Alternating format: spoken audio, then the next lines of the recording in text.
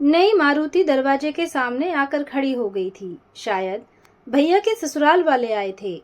बाबूजी चुपचाप दरवाजे की ओट पे हाथ जोड़कर खड़े हो गए और माँ, जो पीछे आंगन में झाड़ू दे रही थी, भाभी के आवाज लगाते ही हड़बड़ी में अस्त व्यस्त साड़ी में ही बाहर दौड़ी आई। आते ही भैया की छोटी साली ने रिंकू को गोद में भर लिया और अपने साथ लाए हुए कई कीमती खिलौने देकर उसे बहलाने लगी। ड्राइंग रूम में भैया के सास ससुर तथा भाभी भैया की गपशप आरंभ हो गई। भाभी ने माँ को झटपट नाश्ता और चाय बनाने को कह दिया। माँ ने मुझसे पूछकर अपनी मैली साड़ी बदल डाली और जाकर रसोई में व्यस्त हो गई। माँ और बाबूजी के साथ ही ऐसा समय मुझे भी बड़ा कष्टकर प्रतीत होता था। इधर भैया भाभी के हंसी ठट्टे और उधर माँ के ऊपर बढ़ता बोझ। यह वही माँ थी जो भैया की शादी से पूर्व कहा करती थी, इस घर में जल्दी से बहू आ जाए, फिर तो मैं पलंग पर ही पानी मांगा करूंगी और वहीं बैठकर पानी मांग कर पीऊंगी। और बहू आने के बाद कई बार पानी का गिलास भी बहू के हाथ में थमाना पड़ता था। जिस दिन भैया के ससुराल वाले आते थे, माँ कप प्लेट धोने और बर्तन मांजने का काम और भी फुर्ती से करने लगती थी। घर के छोटे बड़े काम से लेकर बाजार से खरीदारी करने तक का सारा भार बाबूजी पर एक मुश्त टूट पड़ता था। कई बार यह सब देखकर मन भर आता था, क्योंकि उन लोगों के आते ही माँ बाबूजी बहुत छोटे पड़ जाते थे। दरवाजे के बाहर बच्चों का शोरगुल सुनकर मैंने बाहर झांक कर देखा। कई मैले कुचैले बच्चे चमचमाती कार के पास इकट्ठे हो गए थे। भैया थोड़ी थोड़ी देर बाद कमरे से बाहर निकलकर देख लेते थे और बच्चों को इस तरह डांटते खदेड़ते थे मानो वे कोई आवारा पशु हों। भैया के सास ससुर के मध्य रिंकू की पढ़ाई तथा संस्कारों के बारे में वाक्य युद्ध छिड़ा हुआ था। रिंकू बाबूजी द्वारा स्थापित मोहल्ले के ही शिशु विहार में पढ़ता था, किंतु भाभी और उनके पिताजी का इरादा रिंकू को किसी पब्लिक स्कूल में दाखिला दिलवाने का था। भाभी के पिताजी बोले, इंग्लिश स्कूल में पढ़ेगा तो संस्कार भी बदलेंगे, वरना यहाँ रहकर तो बच्चा खराब हो जाएगा। इससे पहले भी रिंकू को पब्लिक स्कूल में भेजने की बात को लेकर कई बार भैया भाभी आपस में उलझ पड़े थे। भैया खर्च के बोझ की बात करते थे तो भाभी घर के खर्चों में कटौती करने की बात किया करती थी। वह हर बार तमक एक ही बात कहती थी, लोग पागल नहीं हैं जो अपने बच्चों को अच्छे स्कूल में पढ़ाते हैं। इन स्कूलों के बच्चे ही अच्छे पदों पर पहुंचते हैं। यह सुनकर भैया निरुत्तर रह जाते थे। बड़े उत्साह से भाभी ने स्कूल से फॉर्म मंगवाया था और रिंकू को किस प्रकार तैयारी करानी थी, इस विषय में मुझे भी कई हिदायतें दी थी। वह स्वयं सुबह जल्दी उठकर रिंकू को पढ़ाने बैठ जाती थी। उन्होंने कई बातें रिंकू को तोते की तरह रटा दी थी।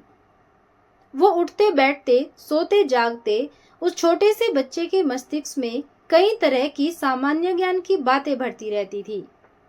अब माँ और बाबूजी के साथ रिंकू का खेलना, घूमना, बातें करना, चहकना काफी कम हो गया था। एक दिन वह माँ बाबूजी के सामने ही मोहल्ले के बच्चों के साथ खेलने लगा तो भाभी उबलती हुई आई और तमक कर बाबूजी को भला बुरा कहने लगी, आप रिंकू की जिंदगी को बर्बाद करके ही छोड़ेंगे।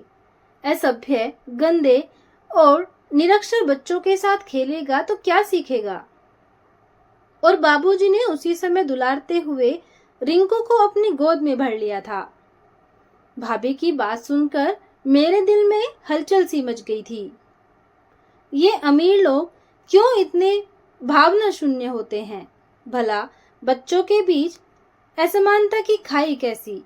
बच्चा तो बच्चों के साथ ही खेलता है।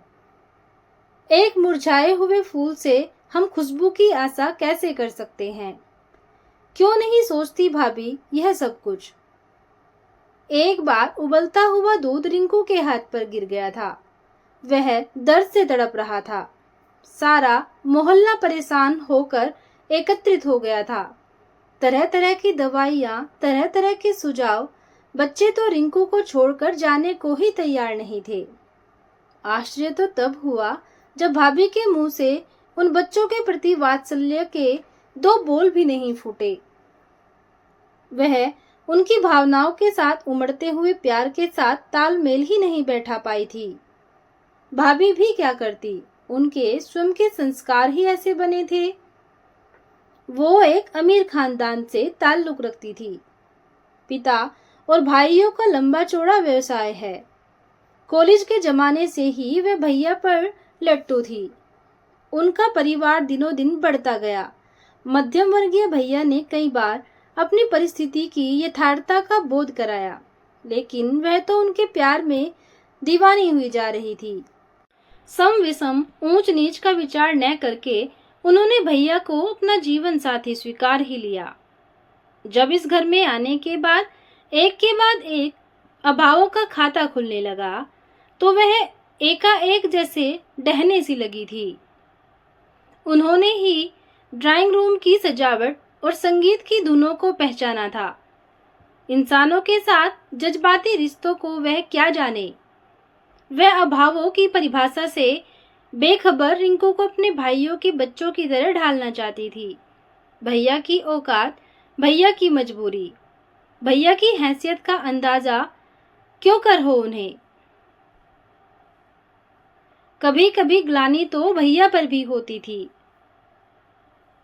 वो कैसे भाभी के ही सांचे में ढल गए थे। क्या वह भाभी को अपने अनुरूप नहीं ढाल सकते थे। रिंकू टेस्ट में पास हो गया था। भाभी की तो खुशी का ठिकाना ही नहीं रहा था, मानो उनकी कोई मनमांगी मुराद पूरी हो गई थी। अब वह बड़ी खुश खुश नजर आने लगी थी। जुलाई से रिंकू को स्कूल में भेजे जाने की तैयारी होने लगी थी। नए कपड़े बनवाए गए थे, जूते, टाई तथा अन्य के जरूरत की वस्तुएं खरीदी गई थी। अब तो भाभी रिंकू के साथ टूटी फूटी अंग्रेजी में बातें भी करने लगी थी और उसे शिष्टाचार सिखाने लगी थी।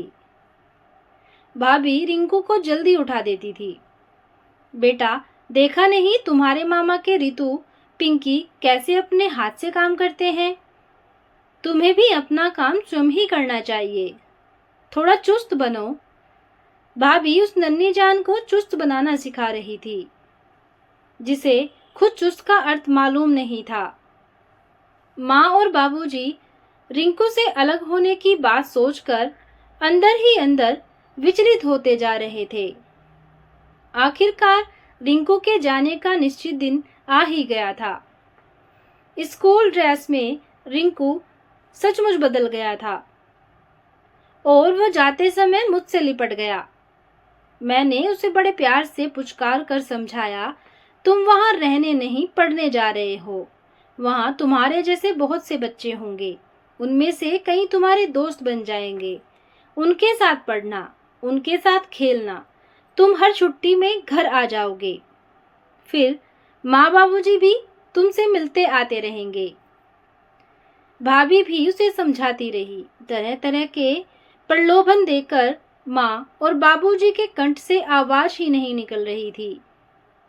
बस वे बार बार रिंकू को चूम रहे थे। अब रिंकू की विदाई का क्षण मुझे भी रुला गया।